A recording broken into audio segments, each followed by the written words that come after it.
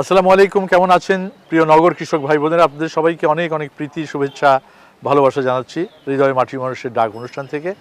আপনারা জানেন এই অনুষ্ঠানে আমরা শহরে নগরে বসবাস করেও যারা একটু খোলা জায়গায়, বাড়ির আঙিনায় কিংবা বারান্দায় কিংবা বাড়ির ফেলে রাখা ছাদটিতে গাছগাছালি দিয়ে ভরে তোলেন, একটু কৃষি চর্চা করেন, ফল ফসলের উৎপাদন করেন, এমন বিষয়গুলোকে আমরা তুলে ধরি, প্রচারণা করি এবং এর ফলে সারা দেশে যে সমস্ত দালান কোঠাগুলো, অবকাঠামোগুলো আছে সেগুলো যাতে ছাদগুলো খালি না থেকে একটু সবুজে ভরে ওঠে, এই ব্যাপারগুলোর বিষয়ে উদ্বুদ্ধ করে আসি। আজকে আমি আপনাদেরকে নিয়ে আসছি মানিকগঞ্জ জেলা শহরের সিদ্দিক নগরের এই মাদ্রাসাটিতে, জামিয়া আরবিয়া সিদ্দিকিয়া দারুল উলুম মাদ্রাসা।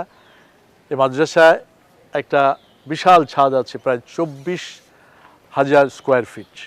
এই ছাদটিতে এই মাদ্রাসার তত্ত্বাবধায়ক, স্বত্বাধিকারী যারা সবাই মিলে একটা বিশাল ছাদ কৃষির আয়োজন করেছেন।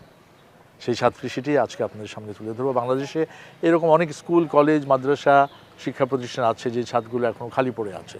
এগুলোতে আমরা এই কাজগুলো করতে পারি, এতে করে আমাদের পরিবেশ যেমন ভালো থাকে, আমরা প্রচুর ফসলের উৎপাদন করতে পারি, আমরা এখানে কাজ করলে কায়িক শ্রম হয়, সব কিছু মিলে একটা ভালো দিকের আছে। চলুন আমরা এই ছাদ কৃষিটি একটু ঘুরে দেখি।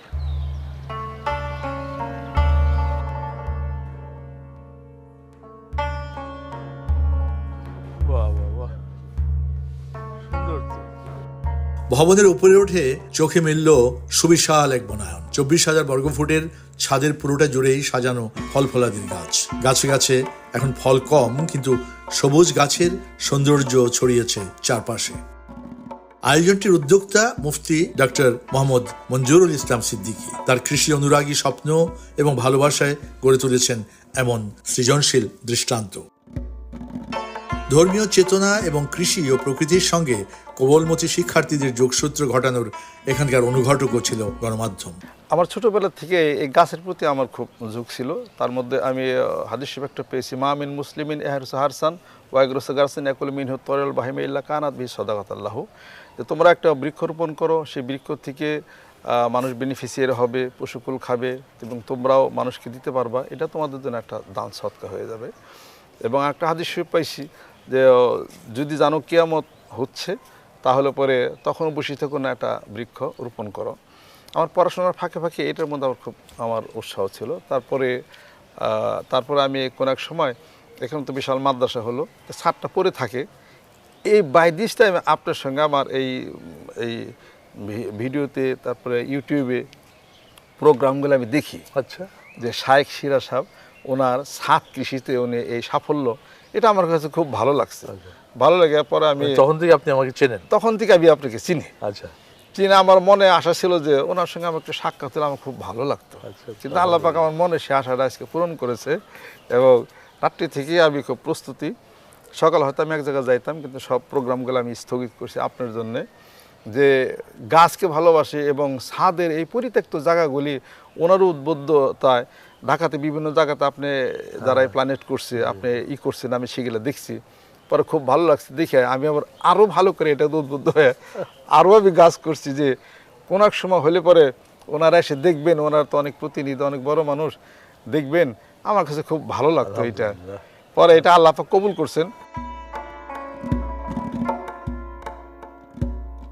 দর্শক, এই শিক্ষা প্রতিষ্ঠানের ছাদে দাঁড়িয়ে বহু আগের কথা মনে পড়ছে। 80-র দশকে স্কুল প্রাঙ্গণে কৃষি চর্চা বিষয়ক প্রকল্পের কথা।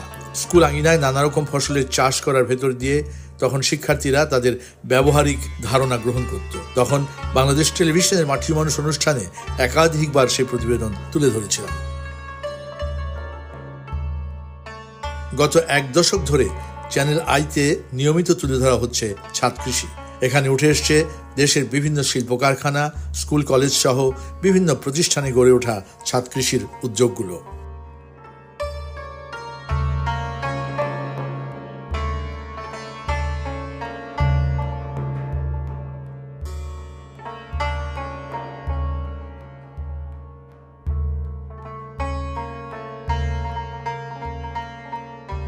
মানিকগঞ্জের এই উদ্যোগটি শুধু ছাদ কৃষির মধ্যে সীমাবদ্ধ নেই। নিয়মিত বৃক্ষরোপণ, মাছের চাষ, গরুর খামার সহ একাধিক কৃষির উদ্যোগ যুক্ত করেছেন মুফতি ডক্টর মোহাম্মদ মঞ্জুরুল ইসলাম সিদ্দিকী।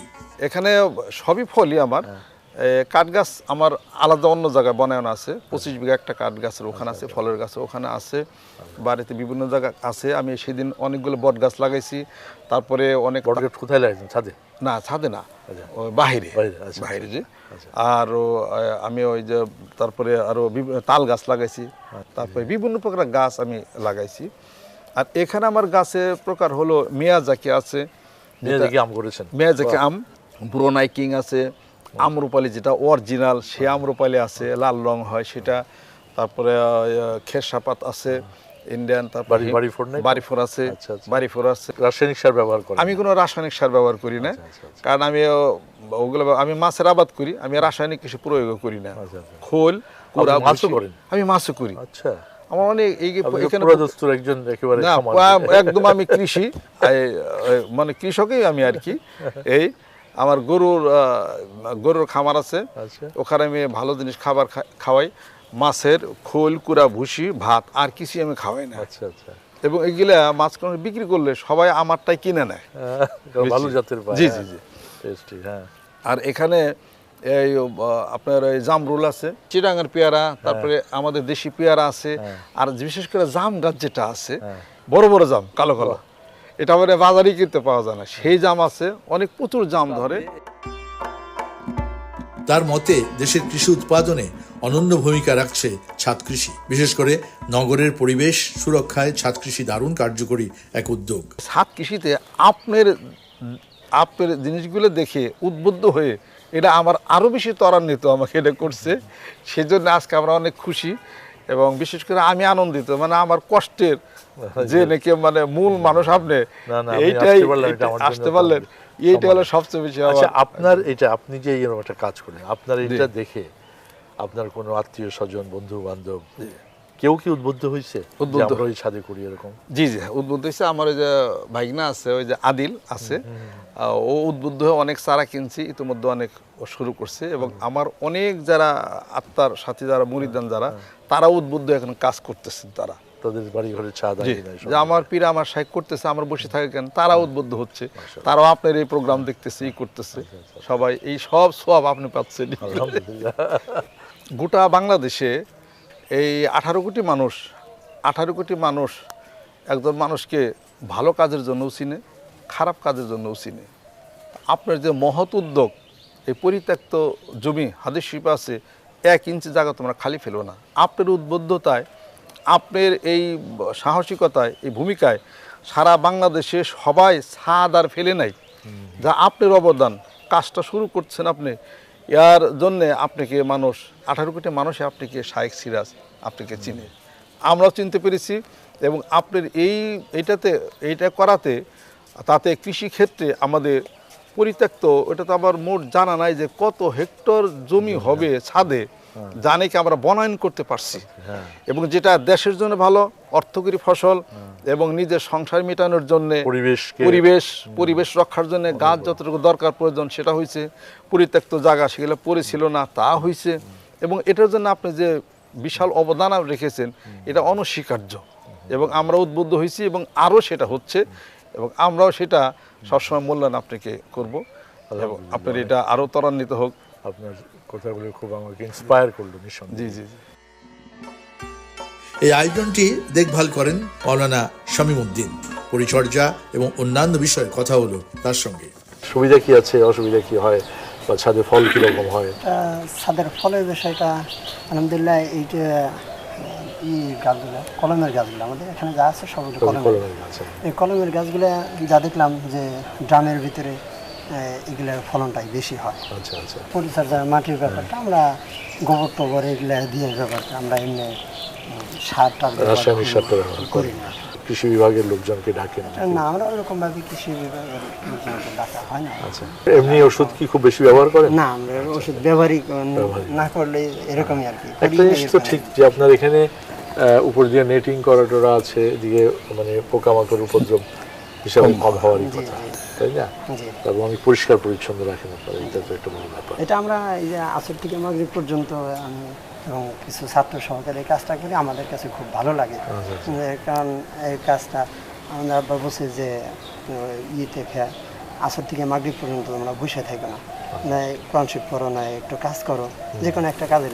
তবে আমরা এটা করি, আমাদের কাছে অনেক ভালো লাগে। بنت خويلد فقال زملوني زملوني فزملوه حتى ذهب عنه الروع فقال لخديجة অসংখ্য ছাত্র আছে যারা পড়াশোনা করেন, তাদের পড়াশোনার পাশাপাশি এই গাছগাছালির যত্নের ব্যাপারে একটা শিক্ষাও এখান থেকে তারা গ্রহণ করতে পারে এবং অবসর সময়টাকে তারা এভাবে নষ্ট না করে এরকম একটা মহতি কাজের ভিতরে থাকলে এটাও তাদের জন্য একটা কল্যাণের কাজ হয়। কেমন আছেন আপনি? আপনি কি পড়াশোনা করছেন? আচ্ছা আচ্ছা, এখানে প্রতিদিনই একটু একটু সময় দেন? জি, আমরা আসরের পরে যে আমরা অবসর টাইমটা পাই, যে সবাই খেলাধুলা করে, ওই টাইমটা আমরা এই ছাদে আমরা সময় দিই। আমরা এটা পানি দিচ্ছেন, পরিচর্যা করছেন, এটাতে নিশ্চয়ই আপনার মনেরও একটা প্রশান্তি হয়, তাই না? ভালো লাগে না? জি, ভালো। এটাতে প্রচুর ফল হয়তো, ফল খান আপনারা? জি, আমাদেরও দেয়, আমরা যারা ছাদে কাজ করি আমাদেরও দেয়, আর আমার পরিবারেরও। আচ্ছা আচ্ছা আচ্ছা আচ্ছা আচ্ছা। এই মাটির প্রিপারেশন গুলো জানেন কি কি দেওয়া হয়েছে? এখানে আমরা দিই ভার্মি কম্পোস্ট, তারপর এমনি নিয়ে খোলের যে সরিষা খোলের গুঁড়া আছে, ওটা আপনার ই করে পচায় ই করে দিই। আচ্ছা আচ্ছা, কোনো রকমের আপনি রাসায়নিক সার ব্যবহার করেন না? আচ্ছা আচ্ছা। রোজই কাজ করেন এখানে? জি। আসরের পরে? জি, আসলে। আচ্ছা আচ্ছা। কতজন, মানে সবসময় কি একই স্টুডেন্টরাই কাজ করে নাকি ঘুরে ফিরে সবাইকে করার সুযোগ দেওয়া হয়? না, আমরা একই স্টেডিয়াম। আচ্ছা আচ্ছা আচ্ছা, এটা আপনারা বোঝেন ভালো। জি, যারা বুঝতে। আপনার বাড়ি কোথায়? কুষ্টিয়া। ভালো আছেন? আপনার বাড়ি? সিরাজগঞ্জ।